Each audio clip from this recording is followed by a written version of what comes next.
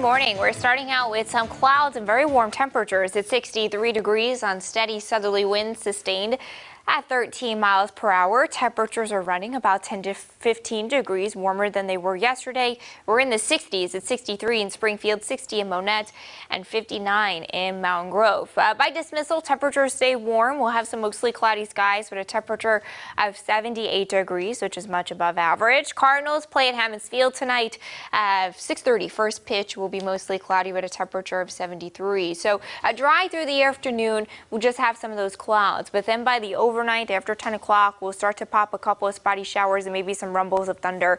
We'll keep that unsettled weather through tomorrow with some rounds of showers and thunderstorms. Not everyone will get the rain. It'll be pretty scattered. And we'll keep that chance on Wednesday as well as the pattern stays unsettled. We're looking at some similar rain chances Tuesday, Wednesday, and Thursday. Thursday, I like the rain chances healthier to the south, maybe not getting too much up to the north. So again, what to expect, rounds of showers and storms tonight through Thursday. Pretty low impact, as in no day of washout, not expecting severe weather, and no flooding is expected. Joe, Lauren.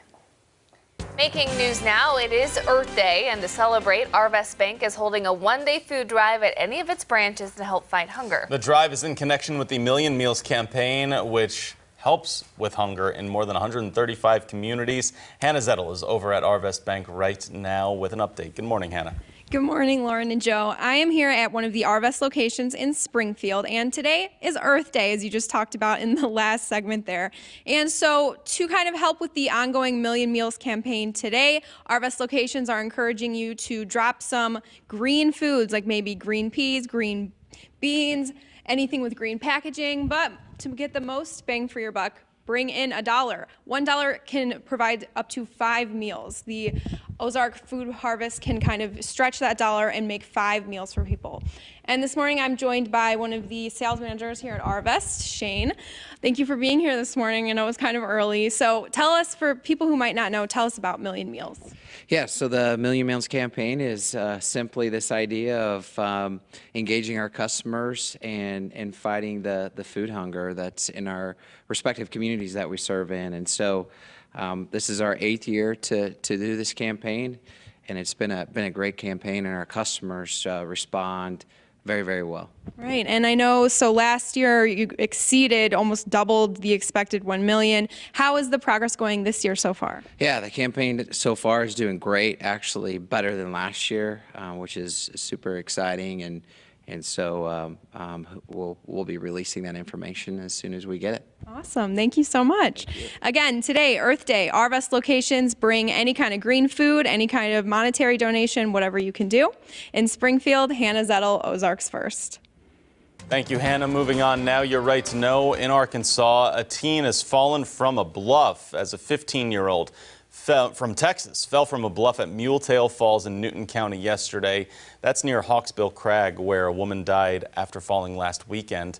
That teen fell 15 feet and severely injured his legs and suffered some facial injuries and was airlifted to a hospital in Springdale.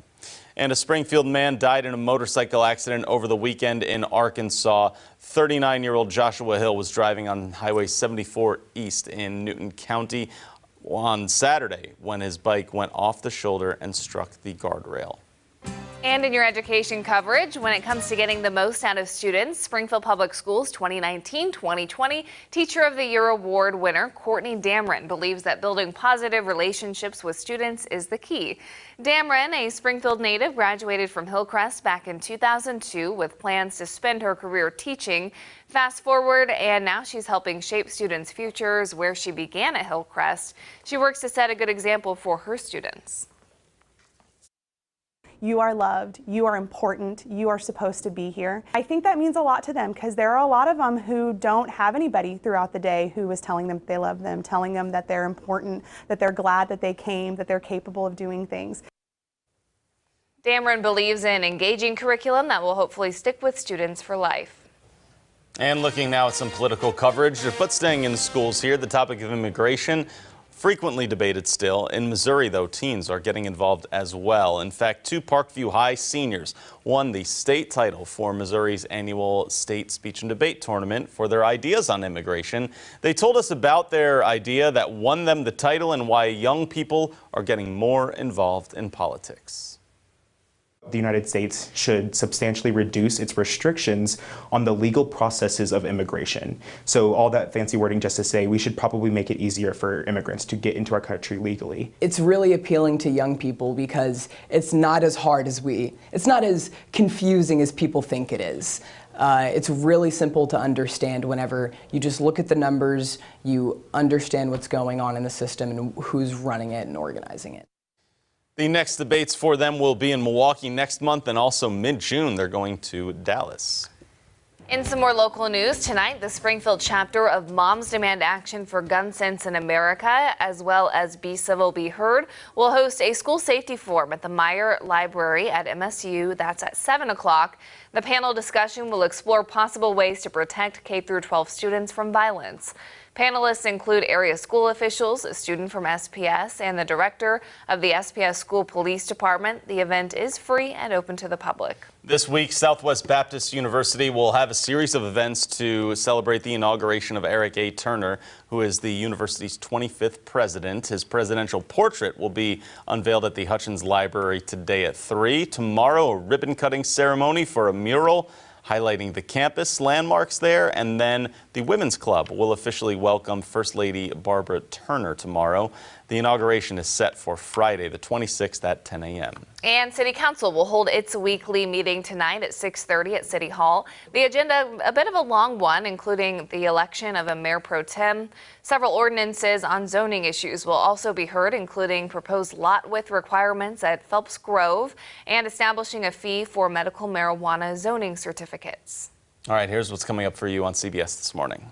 I'm John Dickerson. Coming up for Earth Day, we take you around the world for a special look at global environmental challenges and solutions. That's coming up on CBS This Morning. Top trend happening right now is what we told you about 20 minutes ago or so. Another Democratic presidential candidate enters the mix here.